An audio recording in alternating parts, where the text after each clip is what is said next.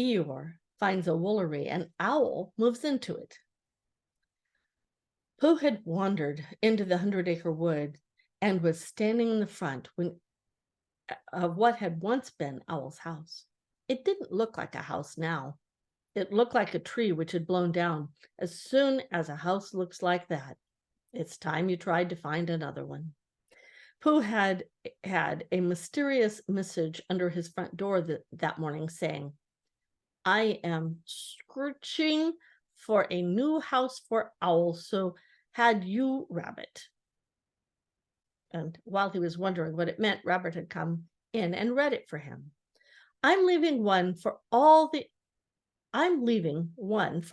others," said Rabbit, "and telling them what it means, and they'll search too. I'm in a hurry. Goodbye." And he had run off. Pooh followed slowly.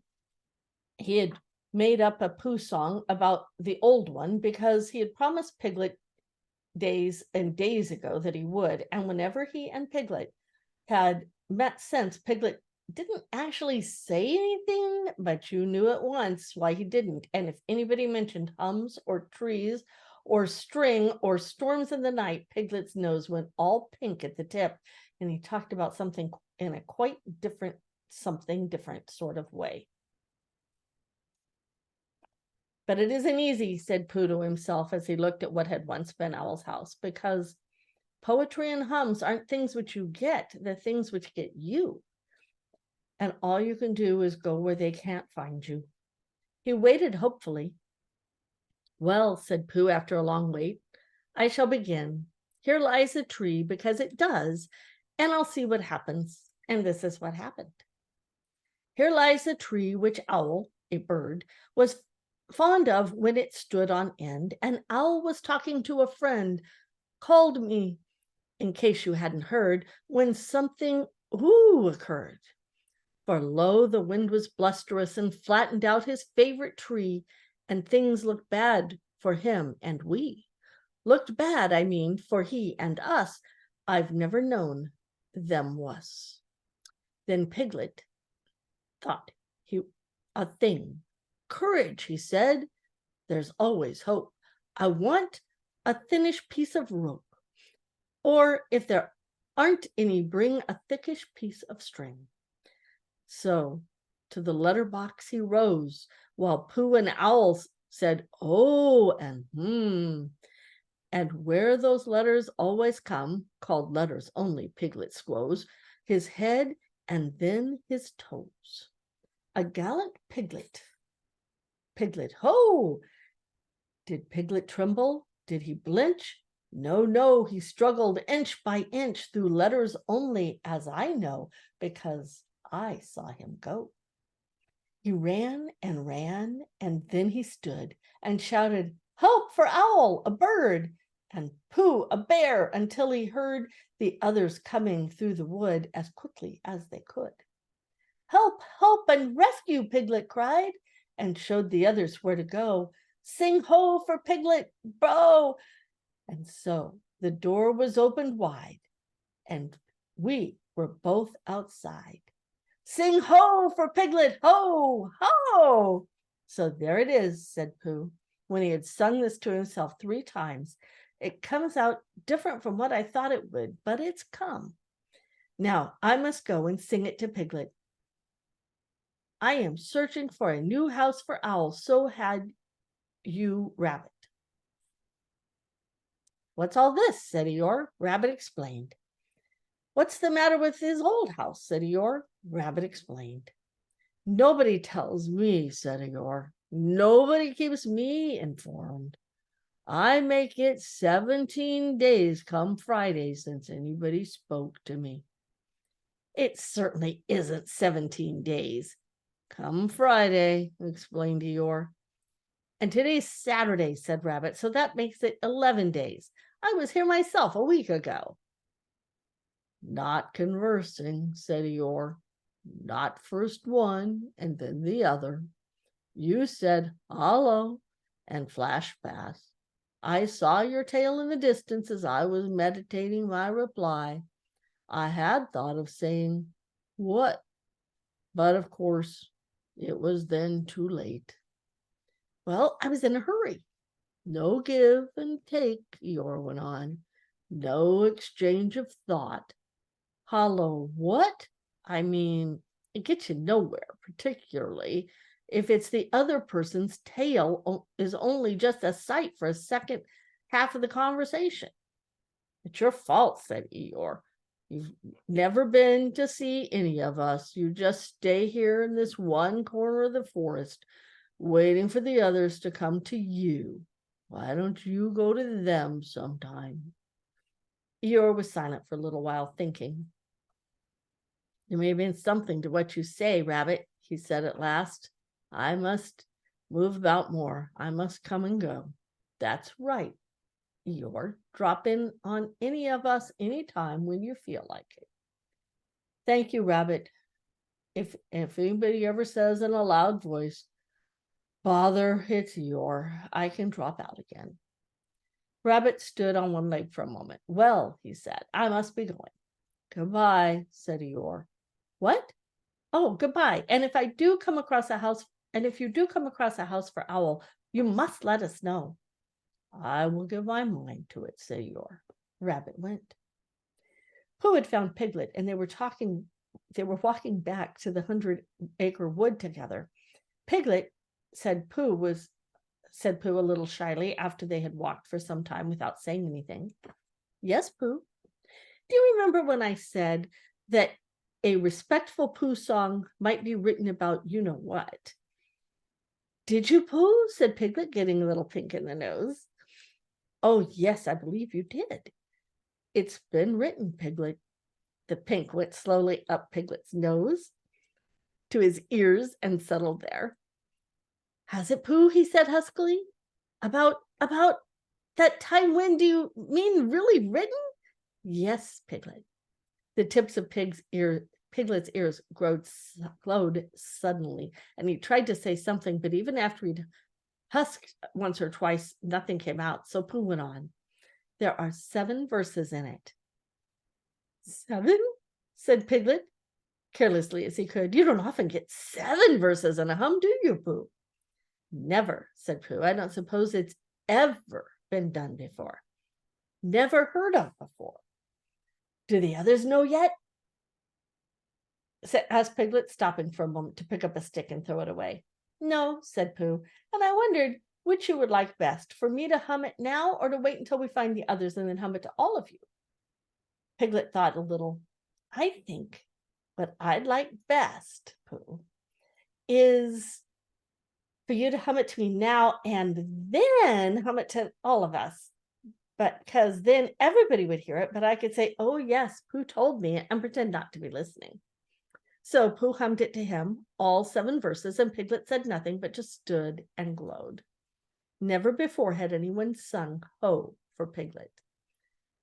Ho, all by himself, when it was over.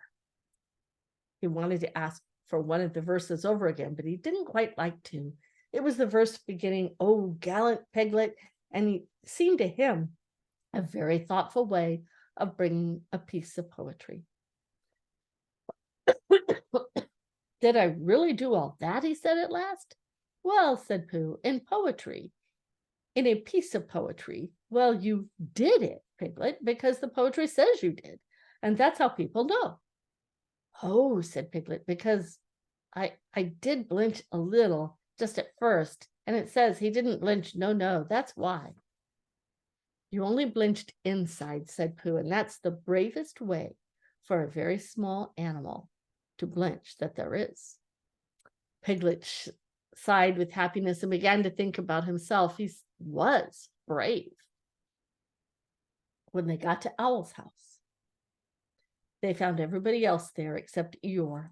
Christopher Robin was telling them what to do, and Rabbit was telling them again directly afterwards in case they hadn't heard, and then they were all doing it. They'd got a rope, and they were pulling Owl's chair and pictures and things out of his old house so they'd be ready to put them into the new one. Kanka was down below trying the things on and calling out to Owl, You won't want this dirty old dishcloth anymore, will you? And what about this carpet? It's all holes. And Al was calling back indignantly, of course I do. It's just a question of arranging the furniture properly, and it isn't a dishcloth, it's my shawl. Every now and then, Ruth fell in and came back on the rope with the next article, which flustered Kanga a little because she never knew where to look for him. So she got cross with Owl and said that his house was a disgrace, a damp, dirty, and it was quite time it did tumble down. Look at that horrid bunch of toadstools growing out of the floors there. Oh, Owl looked down, a little surprised because he didn't know about this, and then he gave a short, sarcastic laugh and explained that it was his sponge, and if people didn't know a perfectly ordinary bath sponge when they saw it, things were coming to a pretty pass. Well, said Kanga, and Rue fell over quickly, crying, I must see Owl's sponge. Oh, there it is. Oh, Owl is a sponge. It's a sponge. Do you know what a sponge is, Owl? It's when your sponge gets all... And Kanga said, Rue dear, be very quietly, but Rue dear, very quickly, because that's not the way to talk to anybody who can spell Tuesday. But they were quite happy when Pooh and Piglet came along, and they stopped working in order to have a little rest and listen to Pooh's new song. So they all told Pooh how good it was, and Piglet said carelessly, it is good, isn't it? I mean, it's a song. And as a song, it's very good. And what about the new house? Asked Pooh. Have you found it, Owl? He's found a name for it, said Christopher Robin, lazily nibbling at a piece of grass. So now all he wants is the house. I am calling it this, said Owl importantly, and showed them what he had been making. It was a square piece of board with the name of the house painted on it, the Woolry. Woolry is owl, spelled a little differently. It was this exciting moment that something came through the trees and bumped into Owl. The board fell to the ground, and Piglet and Rube bent over it eagerly. Oh, it's you, said Owl crossly. Hello, Eeyore, said Rabbit. There you are. Where have you been? Eeyore took no notice of them. Good morning, Christopher Robin, he said, brushing away Rue and Piglet and sitting down on the woolery. Are we alone? Yes, said Christopher Robin, smiling to himself. I have been told the news has worked through to my corner of the forest, the damp bit down on the right, which nobody wants, that a certain person is looking for a house. I have found one for him. Ah, well done, said Rabbit kindly. Eeyore looked round and slowly at him and then turned back to Christopher Robin. We've been joined by something, he said in a loud whisper, but no matter. We can leave it behind. If you will come with me, Christopher Robin, I will show you the house. Christopher Robin jumped up. Come on, Pooh, he said. Come on, Tigger, cried Roo. Shall we go, Owl, said Rabbit. Wait a moment, said Owl, picking up his notice board, which had just come into sight again. Eeyore waved them back. Christopher Robin and I are going for a short walk, he said. Not a jostle. If he likes to bring Pooh and Piglet with him, I shall be glad of their company. But one must be able to breathe. That's all right, said Rabbit, rather glad to be left in charge of something. We'll go on getting things out. Now then, Tigger, where's that rope? What's the matter, Owl? Owl, who had just discovered the new address was the Smudge, coughed at Eeyore sternly, but said nothing, and Eeyore, with most of the woolery behind him, marched off with his friends. So, in a little while, they came to the house which Eeyore had found, and for some minutes before they came to it, Piglet was nudging Pooh, and Pooh was nudging Piglet, and they were saying, it is, it can't be, it is, really, to each other. And when they got there, it really was. There, said Eeyore proudly, stopping outside Piglet's house, and the name on it and everything. Oh, cried Christopher Robin, wondering whether to laugh or what. Just the house for Owl, don't you think so, Piglet? And then Piglet did a noble thing.